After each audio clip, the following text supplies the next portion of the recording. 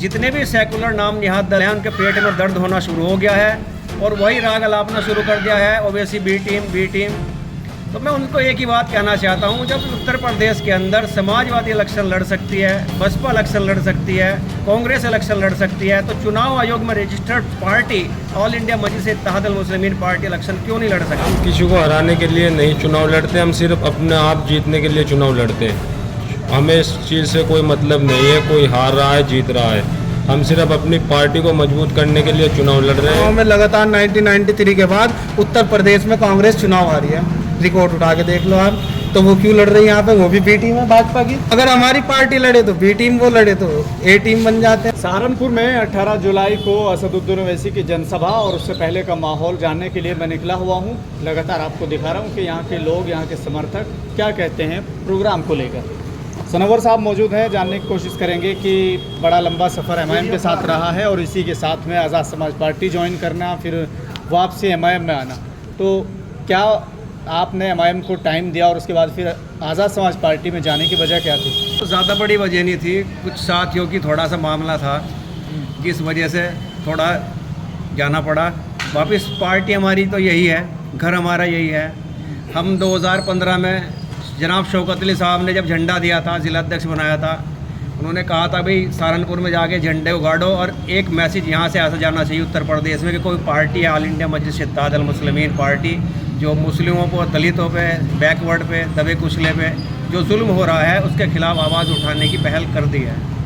तो हमने बखूबी हमारे साथियों ने ये सहारनपुर के चप्पे चप्पे पे घूम के इस पार्टी को खड़े करने में अहम भूमिका निभाई। मैं अपने साथियों का शुक्रगुजार हूँ कि आज सहारनपुर के अंदर चप्पे चप्पे पे हर आदमी बच्चा पार्टी के नाम से वाकिफ़ है और पार्टी को वोट देने के लिए तैयार है। आप लाए और आपने मजबूत की पार्टी को, यहाँ झंडा गाड़ा आपने आपके अकॉर्डिंग, लेकिन इस बीच क्या हुआ कि आप उस झंडे को छोड़कर आज़ाद समाज पार्टी में चले गए? क्या आप ये सोच रहे थे कि आज़ाद समाज पार्टी उभर रही है तो इसलिए आप भी चलते गंगा में हाथ धो रहे हैं? वो थोड़ा संगठन की बताई मैंने आपको बात, थोड़ा संगठन में आपसी विवाद हो गया था। तो कुछ साथी थे, उन्होंने ज़ोर डाला। मैंने कहा भाई आप पहली बात तो जाओ ना, अगर जा रहे को बंदी बना लिया है भाई, फिर मेरा तो यहाँ लगाव है, मेरा जुड़ा हुआ है, लेकिन फिर उन्होंने थोड़ा दबाव डाला तो थोड़ा इस वजह से हो गया था। अच्छा, अब 18 जुलाई को जो प्रोग्राम होना है उसको लेकर यहाँ का माहौल क्या है? माहौल शानदार है। उत्तर प्रदेश के अंदर ऑल इंडिया मजलिस इत्तेहाद अल मुस्लिमीन पार्टी ने बहराइच के मटेरा में एक ऐतिहासिक रैली की है जो पूरे उत्तर प्रदेश में एक संदेश गया। उसके बाद नजीबाबाद की हमारी दूसरी रैली थी, वो भी ऐतिहासिक रही। इस वक्त जितने भी सेकुलर नाम निहाद दल हैं उनके पेट में दर्द होना शुरू हो गया है और वही राग अलापना शुरू कर दिया है ओवैसी बी टीम। तो मैं उनको एक ही बात कहना चाहता हूँ, जब उत्तर प्रदेश के अंदर समाजवादी इलेक्शन लड़ सकती है, बसपा इलेक्शन लड़ सकती है, कांग्रेस इलेक्शन लड़ सकती है, तो चुनाव आयोग में रजिस्टर्ड पार्टी ऑल इंडिया मजलिस इत्तेहाद अल मुस्लिमीन पार्टी इलेक्शन क्यों नहीं लड़ सकती? रही बात भारतीय जनता पार्टी को भगाने की, तो हम उस गठबंधन में शामिल होने को तैयार हैं, बशर्त हमें इज्जतदार सीटें मिले, हम सेकुलर वोटों का बंटवारा ना हो। इस वजह से भारतीय जनता पार्टी को हराने के लिए हम गठबंधन में शामिल होने के लिए तैयार हैं। हमने कह दिया है, हमने गठबंधन को भी कह दिया है। और सबसे बढ़िया जो संगठन इस वक्त जो समीकरण है जो उत्तर प्रदेश के अंदर भारतीय जनता पार्टी को हरा सकता है, वो है दलितों का और मुसलमान का समीकरण, यानी कि बसपा का और अगर एमआईएम का समीकरण अगर मिल जाए तो उत्तर प्रदेश में सरकार हमारी होगी और भारतीय जनता पार्टी का नामो निशान मिट जाएगा। हमने वो भी खुली बात रख रखी है।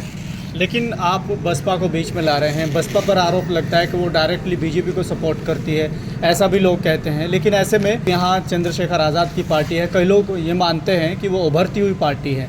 तो फिर एक पुरानी पार्टी जिसका सांसद या मतलब चुनाव के टाइम में इतना खस्ता हाल उनका हो जाता है, फिर इसके बावजूद मायावती की तरफ क्यों जा रहे हैं आप? चंद्रशेखर की तरफ है ऑप्शन? देखो, अभी जो दलित समुदाय है वो भी यही चाहता है और मुस्लिम समुदाय है वो भी यही चाहता है। दोनों सताई हुई जो हैं ये समाज हैं और दोनों को कहीं ना कहीं मिलना पड़ेगा। और समीकरण भी ये सबसे बड़ा भारी और बड़ा समीकरण है 22 और 20 का। 42% बैठते हैं। कुछ हिंदू समाज में जो सताए हुए लोग हैं 2%, 3% समाज, जो 4% के समाज हैं, वो भी हमारे साथ आने को तैयार हैं। और भारतीय जनता पार्टी का एक ही समीकरण है जो उसको हरा सकता है। रही बात अगर कोई भी गठबंधन और बनता है भारतीय जनता पार्टी को, हम उसमें भी जाने के लिए तैयार हैं। अभी आपको लगता है कि कैसे आप हरा पाएंगे, क्योंकि एक तरफ समाजवादी पार्टी के मुखिया ने कह दिया है कि जो सनातन है वही समाजवाद है, तो इसका मतलब तो ये हुआ कि बीजेपी को वो रोकने में कामयाब होगी, सब लोग उसके साथ हैं। ऐसा है, रोकने में कामयाब तो हो नहीं सके 2014 से अब तक।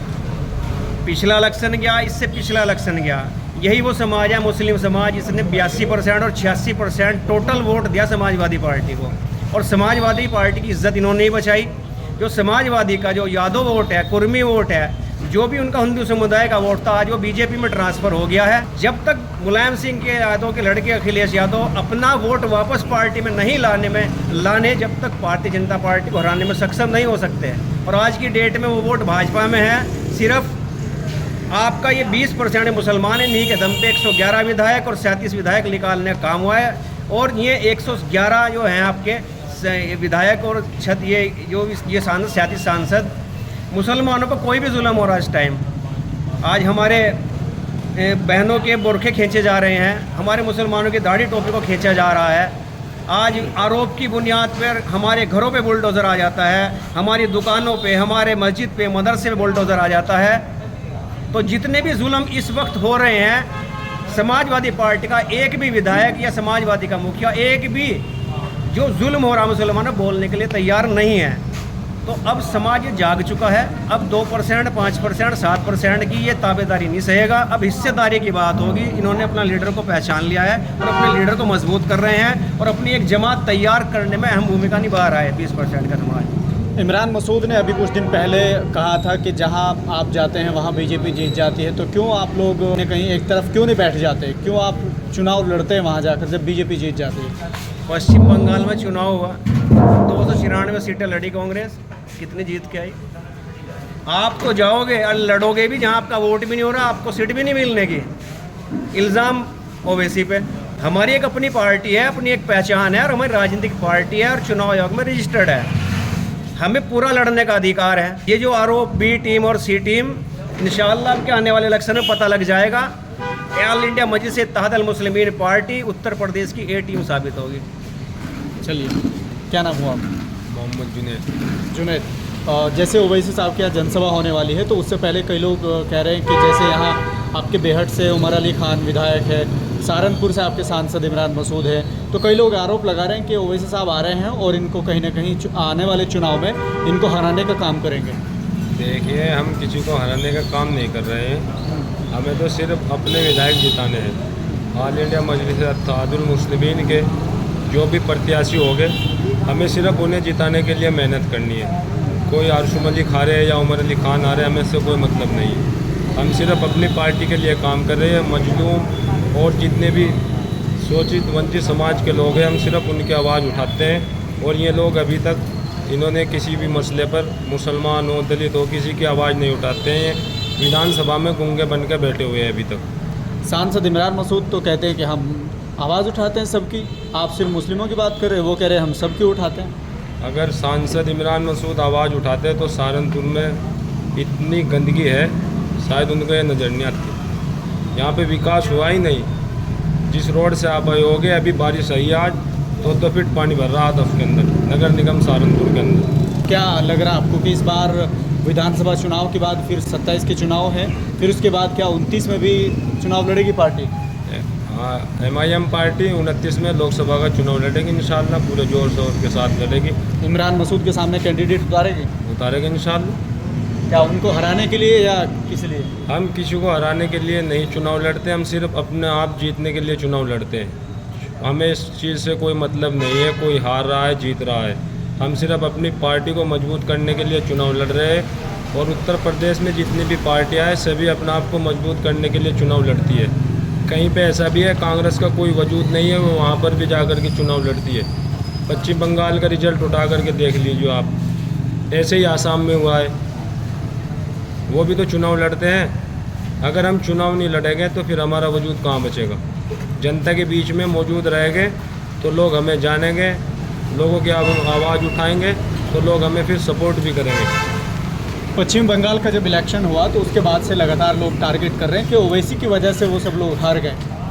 देखिए, सबसे पहले तो मैं आपका बहुत बहुत शुक्रिया अदा करता हूँ कि आप यहाँ पर आए।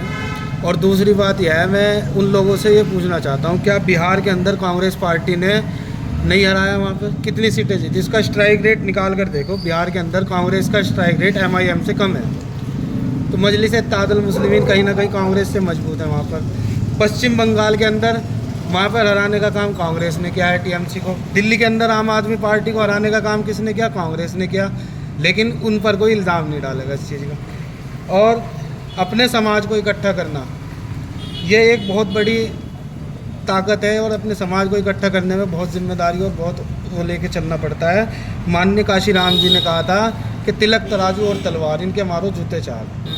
क्यों कहा? कि ताकि उनका समाज एक जगह इकट्ठा हो जाए, क्योंकि उनके समाज पर बहुत जुल्म हुआ उस टाइम पर।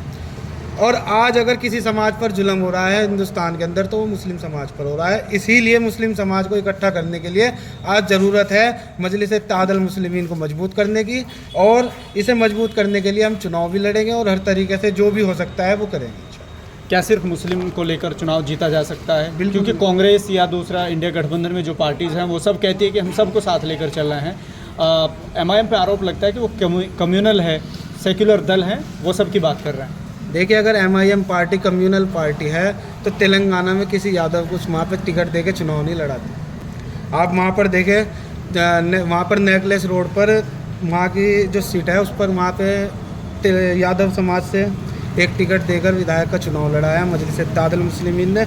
उसके बाद हमारे गाजियाबाद में आ जाइए, पंडित मनमोहन झा का ये सिर्फ एक इल्ज़ाम है, आरोप है। पार्टी सबकी आवाज़ उठाती है, सबके लिए लड़ती है और जिस पर भी जुल्म होता है, और इस वक्त जुल्म हो रहा है मुस्लिम समाज को, तो इसलिए सबसे ज़्यादा आवाज़ मुस्लिम समाज की। आपको ज़रूरत क्यों पड़ी MIM की? क्योंकि यहाँ समाजवादी पार्टी के विधायक आपको मिल जाएंगे और कांग्रेस के सांसद यहाँ से मिल जाएंगे, फिर MIM की ज़रूरत क्यों पड़ी? देखिए, मैं ज़्यादा पीछे तो नहीं जाऊँगा, आप पत्रकार हैं, आप मेरे से ज़्यादा जानते होंगे।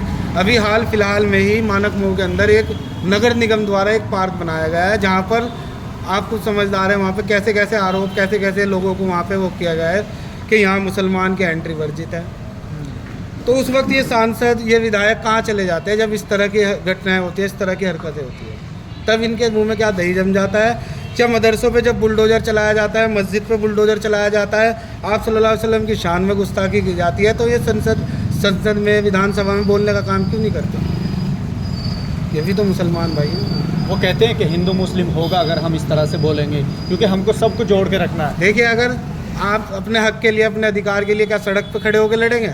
उसके लिए आपको सदन में जाना पड़ेगा, सदन में लड़ेंगे।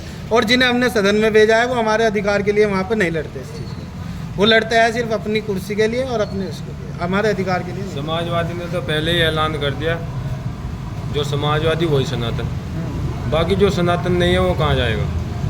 तो क्या आप ये कहते हैं कि जो मुसलमान उनके साथ जुड़े हुए हैं उनको क्या होगा? वो उन्हें खुद सोचना चाहिए ना, ये उनकी घोषणा है। वो भी तो उसी राह पे चल रहे हैं जिस पे बीजेपी है। भाई हमारी पार्टी तो सनातन और इस्लाम की बात नहीं कर रही ना, हमारी पार्टी तो सेकुलर पार्टी है। बैरिस्टर साहब सभी की आवाज़ उठाते हैं और जो इल्ज़ाम लगाते हैं कि भाई मुसलमानों की पार्टी है, सभी के लिए दरवाजे खुले हैं, आइए, खुले दिल से आपका स्वागत है और चुनाव लड़िए MIM के सिंबल पर। ये तो उन्होंने पहले ही घोषणा कर दी कि हम ही सनातन है, हम ही समाजवाद है। बाकी हम लोग कहाँ जाएंगे? हमें तो फिर सेकुलर फ्रंट ढूंढने पड़ेगा ना। तो ये उन्हीं लोगों के लिए ये ऑप्शन है। ऐसा कहने की ज़रूरत क्या पड़ी? क्या आप समझते हैं इसके पीछे की वजह? इसके पीछे की यही वजह है कि जो राह बीजेपी ने आजमाई है, जिस राह पर बीजेपी चल रही है, उसी राह पर समाजवादी चल रही है। समाजवादी अभी भी उत्तर प्रदेश के अंदर विपक्ष में है और सबसे साइलेंट पार्टी है। विपक्ष का तो कोई रोल अदा ही नहीं कर रही है। लेकिन वो तो दावा करते हैं कि उत्तर सबसे प्रदेश ज़्यादा के अंदर बीजेपी से अगर कोई लड़ रहा है उत्तर प्रदेश में तो सबसे ज़्यादा समाजवादी। कहाँ पे लड़ रहे हैं? हमें तो अभी तक कोई रोड पे उनकी लड़ाई दिखी नहीं। सदन में लड़ रहे हैं वो। सदन में भी नहीं लड़ते। सारे बिल, सारे कानून, जो जुल्म की हद है वो सारी संसद में ही पास हो रही। तो अखिलेश के इस जुमले से आपको ऐतराज़ क्यों है? अगर वो कह रहे हैं वो सनातन को मानते हैं, आप इस्लाम को मानते हैं?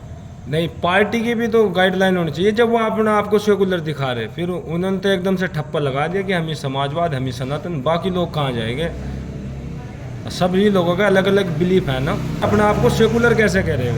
भाई बीजेपी भी तो अपना आपको सनातनी के हम हिमायती यही बोलती हैं, उसी राह पर समाजवादी चल दी। अब सोचना हम जैसे लोगों को है जिनकी सेकुलर सोच है कि हमें समाजवादी लेके जा कहाँ रही है। ये कोई छोटा मोटी बात नहीं बोली उन्होंने, समझने वाले के लिए बहुत बड़ी बात है। एक मैं आपसे कहना चाहता हूँ, अभी कांग्रेस के ही लोग हम पर इल्ज़ाम लगा रहे हैं कि हम यहाँ पर चुनाव लड़के उनको हराना चाहते हैं। मैं उन कांग्रेस के नेताओं से पूछना चाहता हूँ कि सन 1993 के बाद यहाँ उत्तर प्रदेश के अंदर कांग्रेस का स्ट्राइक रेट क्या है? क्यों कांग्रेस अब तक यहाँ पर नहीं आ पाई? अपना स्ट्राइक रेट क्यों नहीं बढ़ा पाई है कांग्रेस? उसका वजूद यहाँ पर गिरा हुआ है। क्यों यहाँ पे चुनाव लड़ती है जब उसका वजूद गिरा हुआ है? हर चुनाव में लगातार 1993 के बाद उत्तर प्रदेश में कांग्रेस चुनाव हारी है, रिकॉर्ड उठा के देख लो आप। तो वो क्यों लड़ रही है यहाँ पे? वो भी बी टीम है भाजपा की। तो अगर हमारी पार्टी लड़े तो बी टीम, वो लड़े तो ए टीम बन जाते हैं। तो जब वो अपना वजूद बचाने के लिए लड़ सकते हैं, हम तो अपना वजूद बनाने के लिए लड़ रहे हैं, बचाने के लिए नहीं लड़ रहे हैं। वो बचाने के लिए लड़ रहे हैं। क्या नाम हुआ? जी रियान। क्या कहेंगे, कहाँ फटका वटका डाल के घूम रहे हैं? भाई उस हिसाब की मेहनत कर रहे हैं उनके लिए। क्यों मेहनत करके क्या मिलेगा? समाजवादी आपको बहुत कुछ देने वाली है, कांग्रेस देने वाली है, एमआईएम क्या देगी? जी बहुत कुछ मिला है, जीने का हर तरीका, दीन के बारे में, हर चीज़ के बारे में मजबूत है सर। अच्छा, पार्टी से पहले दीन नहीं मानते थे क्या? मानते हैं सर। तो इस चीज़ से जीने का तरीका दिया है, उससे पहले नहीं पता था? उसका भी पता था सर हमें। अभी जो प्रोग्राम होगा उसको लेकर क्या कह रहे हैं यहाँ के लोग? कई तरह की बातें सामने आ रही हैं कि माहौल ख़राब करने आ रहे हैं, हिंदू मुस्लिम करने के लिए आ रहे हैं, इस तरह के भाषण दिए जाएंगे, भड़काए जाएंगे, जज्बाती तकरीर की जाएगी। नहीं सर, उससे पहले भी हो रहा था ये चीज़ें, तो ये उनके आने पे ही होगा ये चीज़ें। आज तक के पहले नहीं हुआ, आज से पहले भी हिंदू मुस्लिम को हो रहा है, कोई कुछ कर रहा है, कोई मुसलमानी की लड़कियों को लेके जा रहा है। देखो ये लव रिजाज चल रहा था, उसमें आपने किसी ने देखा उस चीज़ को? किसी ने भी नहीं देखा। कभी ट्रेनों में मार रहे हैं, गाड़ी वालों को मार रहे हैं, मतलब हर चीज़ हो रही है। लेकिन हमने कभी, हमारा मुझे भी चीज़ सिखाता है, लड़ना झगड़ना कभी नहीं सिखाया है। तो उसी हिसाब ने हमें ये चीज़ सिखाई है, अपने हक़ के लिए लड़ो। तो क्या कौन सा हक आपको चाहिए? हमारा हक़, जो हमारा हक़ है वो मिलना चाहिए सर हमें। सभी को पता है क्या हक़ है हमारा।